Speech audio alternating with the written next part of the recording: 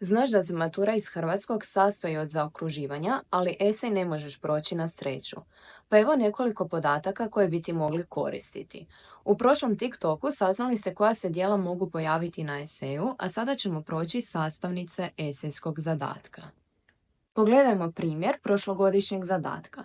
Na početku zadatka pojavljuje se autor i djelo, a nakon toga slijedi polazno pitanje.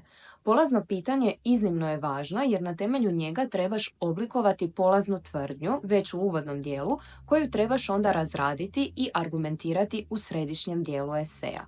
Nakon polaznog pitanja javlja se polazni tekst, a uvijek savjetujem učenicima da više puta pročitaju polazni tekst kako bi ga što bolje razumjeli i maksimalno iskoristili za argumentaciju. Nakon ulomka slijede smjernice za pisanje eseja.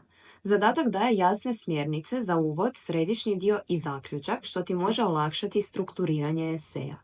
U uvodu navedeš osnovne podatke o autoru i dijelu te oblikuješ tvrdnju na temelju polaznog pitanja. U središnjem dijelu tu tvrdnju razrađuješ argumentima i primjerima iz ulomka i dijela u cijelosti, te trebaš imati najmanje dva argumenta i svaki od njih trebaš uvući kao zaseban ulomak. A u zaključku sažeto istakneš ono najvažnije bez uvođenja novih podataka. I ne zaboravi, u ispitnom katalogu piše da esej mora imati najmanje 440 riječi.